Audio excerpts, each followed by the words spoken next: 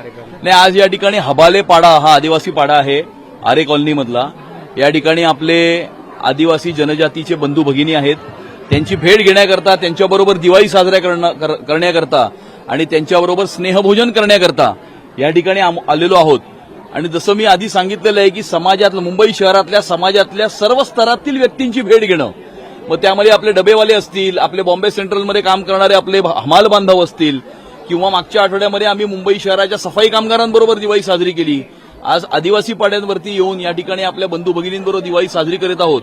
त्यामुळे मुंबई शहरातल्या सर्व समाजातील लोकांच्या भावना समजून घ्यायच्या, त्यांच्या सूचना या घ्यायच्या आणि एक चांगली, सुंदर, स्वच्छ, सुरक्षित मुंबई निर्माण करण्याकरता येणाऱ्या मुंबईच्या महानगरपालिकेमध्ये कशा प्रकारे पुढे जायचं याकरता मुंबईकरांकडनं आम्ही सूचना घेत आहोत. आणि त्याचाच एक भाग म्हणून दिवाळी साजरी करण्याकरता आम्ही या ठिकाणी आदिवासी पाड्यावर आलेलो आहोत. संजय राऊतांनी एक ट्विट टीका केली आहे, 5 कोटीची निधी हा लाच म्हणून देतात, तुम्ही कशा पद्धतीने पाहता? हे बघा, असं आहे की महाराष्ट्राच्या राजकारणाचा विदूषक रोज काहीतरी बोलत असतो.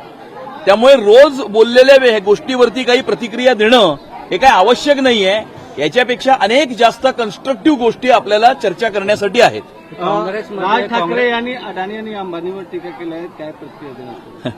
नाही, असं आहे की जे लोक उद्योगपतींना, त्याच उद्योगपतींना आपल्या घरी बोलावतात, त्यांच्या गळ्याभेटी करतात, त्यांच्या घरी जातात, त्यांच्या समारंभांना उपस्थिती लावतात, यांची पोरं त्यांच्या लग्नामध्ये नाचतात आणि नंतर हे त्याच उद्योगपतींवरती टीका करतात.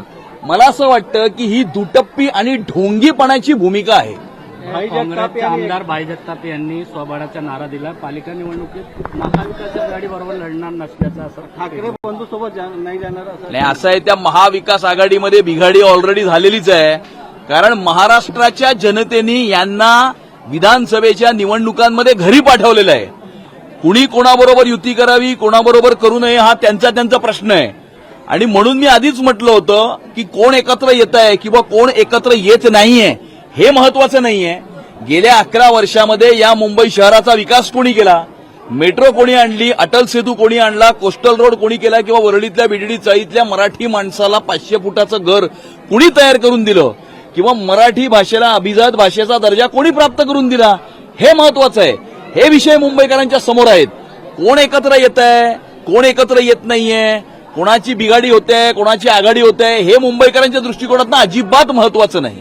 नवनिर्वाचित आमदारांनाच फक्त 5 कोटी निधी मंजूर करण्यात आलेला आहे सरकारकडून, कारण सरकारच्या तिजोरीत ताण पडेल असा देखील सांगण्यात येत आहे. त्यामध्ये जे जुने आमदार आहेत, म्हणजे जे आधीचे, त्यांना आमदार लोकांना 2.5 कोटी फक्त निधी देण्यात येणार आहे. आणि संजय राऊत याच्यामध्ये सांगितले की हे आमदारांना दिलेली लाच आहे. नवीन आमदार हे बघा, जे अशा प्रकारचे आरोप करतायत त्यांनी 2019 ते 2022 मध्ये या महाराष्ट्रामध्ये काय केलं, त्यांनी कशाप्रमाणे पक्षपातीपणाचं राजकारण केलं, कशाप्रमाणे त्यांनी या महाराष्ट्रामध्ये अराजकता पसरवण्याचं काम केलं त्यांना, आणि जे मंत्रालयामध्ये फक्त 3 वर्षामध्ये 2 वेळा गेले होते, जे ऑनलाईन होते, त्या लोकांना अशा गोष्टींवरती टीका करण्याचा कोणताही अधिकार नाही.